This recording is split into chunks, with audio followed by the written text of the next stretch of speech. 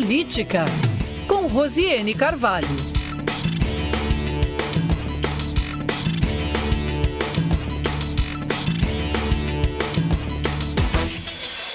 Muito bem, sexta-feira também é dia de política. Você acompanhou essa semana a Rosiane Carvalho, que conversou por diversas, ou melhor, viajou pelo Amazonas, né, acompanhando pesquisadores que monitoram a situação dos botos na Amazônia.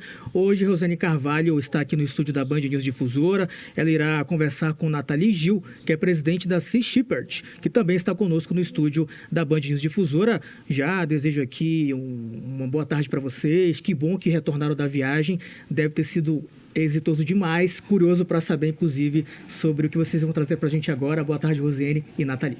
Oi, boa tarde, Ricardo, Thaís, Renan, você que está ouvindo a Band News Difusora, nossos ouvintes e as nossas ouvintes. Primeiro, agradecer o apoio de vocês, porque não é fácil fazer esse deslocamento, né, de conteúdo, e a gente garantiu a coluna de política todos os dias. Aliás, eu estou cheia de novidades de bastidores das eleições de 2026, mas a gente vai dar uma prioridade na coluna de hoje para um assunto que é muito, muito importante, porque tem tudo a ver com a nossa região, com o equilíbrio da nossa região, e é um animal que ele está aqui no nosso imaginário, né?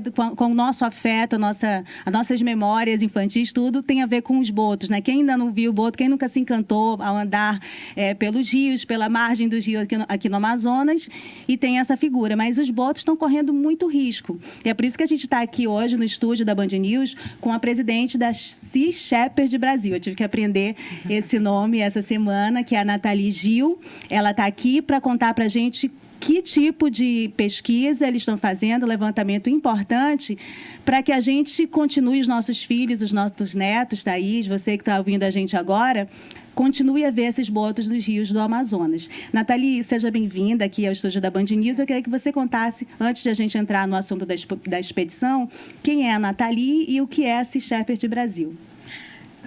Prazer a todos. Eu sou Nathalie Gil, como você falou, presidente da Sea Shepherd Brasil. Eu sou comunicadora, pesquisadora social e estou à frente da Sea Shepherd já faz quase 7 anos agora. A Sea Shepherd Brasil, né, o nome em inglês significa Guardiões do Mar. Na verdade, a gente abraça a proteção e cuidado da vida aquática. E aqui, naturalmente, no Brasil, a gente não se contentou somente em proteger os animais do oceano. A gente viu o quanto é importante a gente proteger os animais das águas, principalmente amazonenses, que são tão importantes para a biodiversidade do planeta, né? Muito bem.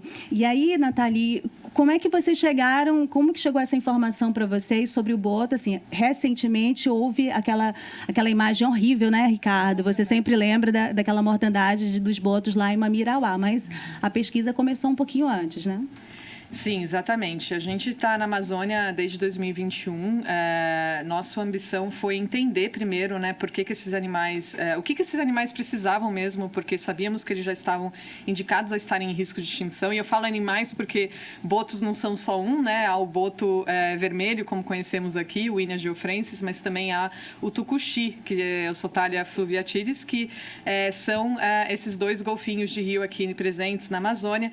E o que mais precisa para cuidar deles é pesquisa, é saber a situação populacional dessas 2 espécies, né? Então, desde 2021, nós fazemos um monitoramento populacional, cobrindo mais ou menos 1.000 quilômetros de rio todas as vezes que a gente percorre. Eu ia perguntar para você, Nathalie, como é que vocês desenvolvem a pesquisa? É parceria com ribeirinhos?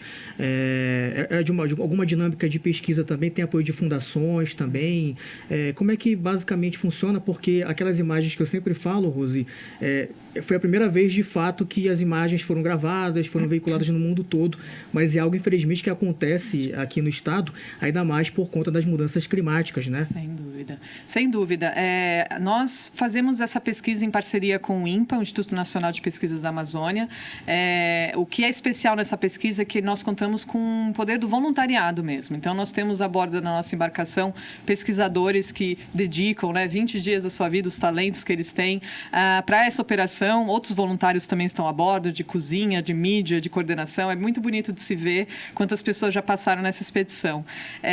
E ela se dá, na verdade, numa contagem mesmo populacional. São pessoas olhando para a água e contando de uma maneira, obviamente, muito mais complexa complexa do que só falar isso, mas ela permite que a gente possa calcular essas populações. Você tem toda a razão, essa mortandade que temos visto na água, ela tem nos preocupado e foi até oportuno termos tido essas pesquisas feitas desde 2021, porque nós vamos começar também a entender, nós achávamos, né, que a maior ameaça a esses animais era a pesca da piracatinga, né, uma pesca ilegal que mata cibotos como isca, mas a gente viu que, na verdade, a mudança climática ela vem aí para ser a maior crise desses animais, certamente é preocupante para a gente, né? Então, vamos poder ver nessa pesquisa de contagem se vem diminuindo ainda mais a população dessas espécies ou não. Como já tem 6 anos a expedição, vocês já têm mais ou menos alguns dados a respeito da situação dos botos e que risco, quais são as ameaças para a vida deles, né? O que vocês conseguiram já identificar? Claro que isso vai ser organizado, vai ter uma conclusão, né, desses 6 anos, mas o que vocês conseguiram verificar? Porque você acabou de dizer, olha, a gente achava que era piracatinga, mas tem outras coisas, né? Sem dúvida. A gente também sabia de outras ameaças, né? Mas essa certamente era mais alarmante. Temos alguns aprendizados. Realmente falar estatisticamente se está crescendo ou diminuindo ainda é muito cedo. A gente vai começar, depois dessa 6ª leitura, a começar a ler uma linha de tendência, né? A gente não tem ainda os números, acabamos de sair da pesquisa, então a gente vai precisar ainda de alguns meses, mas certamente teremos novidades esse ano. Porém, nós já aprendemos com alguns dos dados, primeiramente que a gente vê uma relação de diminuição de presença de botos quando a gente vê mais presença de pesca na área. A gente sabe que esses são botos, os botos, eles não tendem a ser espécies muito migratórias, né? Eles são bem locais, então a gente vê sim uma relação de pesca intensiva e diminuição desses animais. O que a gente sabia, né, que já era uma indicação, essa interação com a atividade de pesca, ela é um indicativo de morte desses animais. Ouvimos muito de o animal sendo enrolado na rede, sendo morto até, né, os pescadores não querendo perder a rede, então eles matam o animal. Isso infelizmente acontece muito.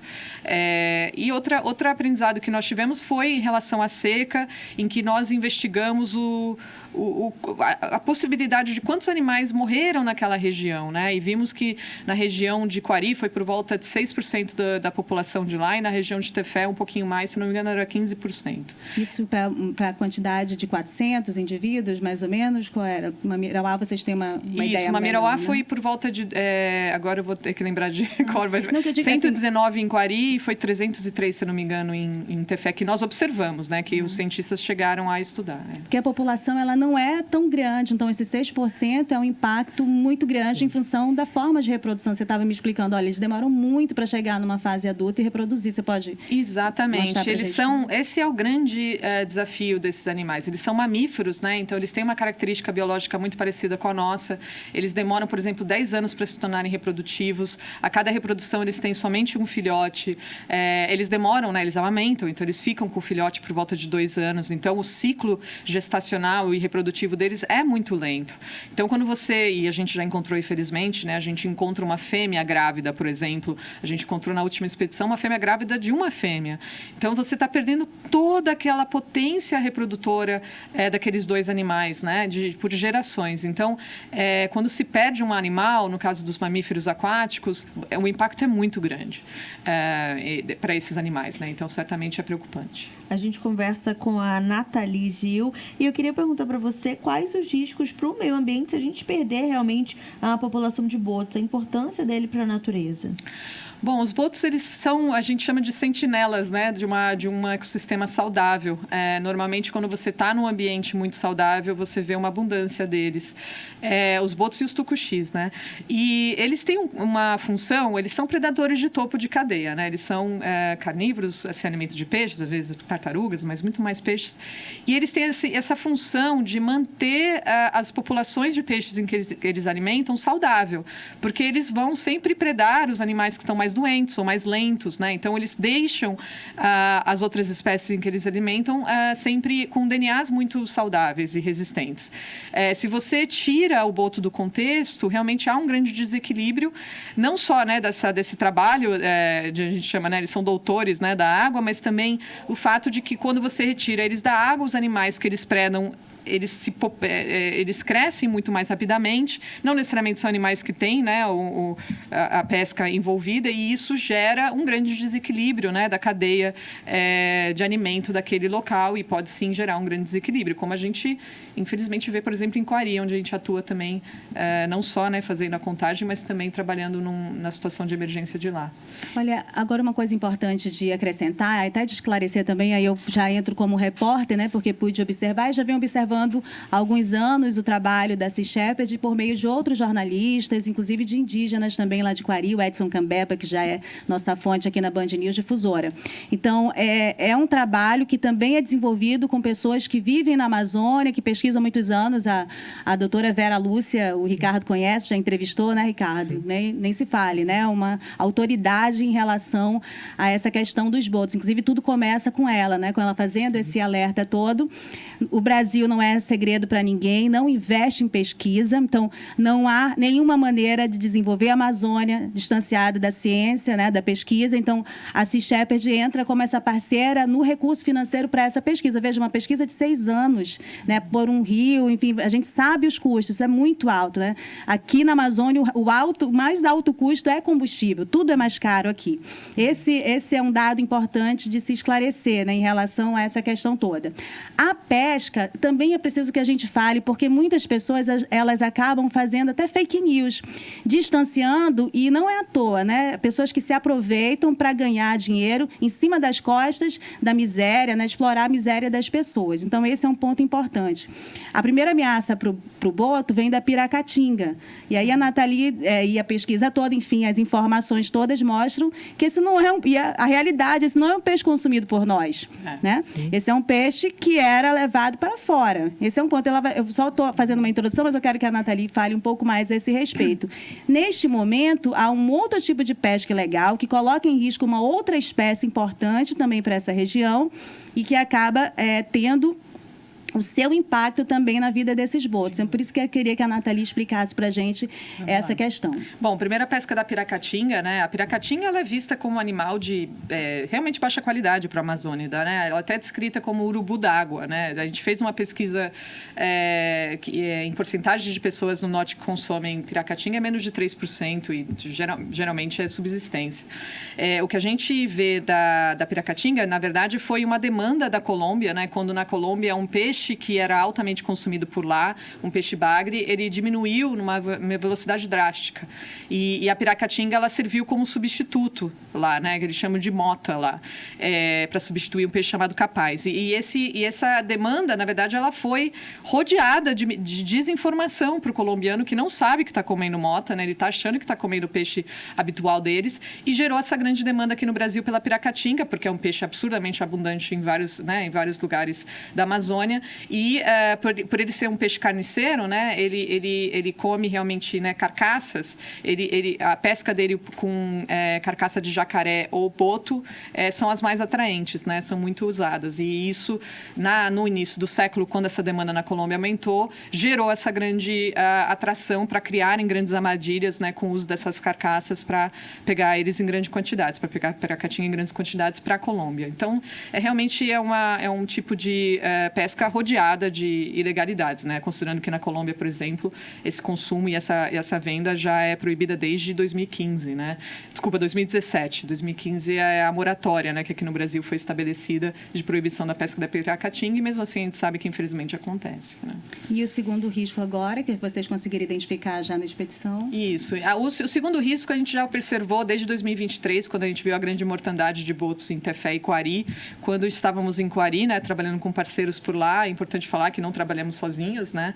Nós observamos esses animais mutilados, né? Esses animais com claras marcas de redes, de arpão e muitas vezes até suas dorsais, suas caudais mutiladas ou até cortado pela metade.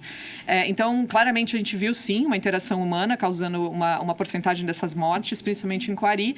E o que a gente aprendeu é que a presença de pescadores dentro do Lago Coari na época da seca, ela é muito proveniente do interesse pela caça de peixe-boi. Se usa, né, grandes arpões e malhadeiras para a caça desse animal. Na seca extrema a acessibilidade a eles fica muito fácil, porque cria-se grandes poços fáceis de acessar, e isso gerou grande mortandade de peixes-boi naquela região, infelizmente. É algo que a gente observou como uma grande ameaça. E por que isso afeta os botos? Porque os botos estão, sim, frequentando os lugares que os peixes-boi estão frequentando, né? Essas áreas de poços, elas criam mais volume, né? Mais área na água para eles ficarem. E as malhadeiras que se usa para matar o peixe-boi, geralmente, ela, infelizmente, mata também botos no processo, muitas vezes.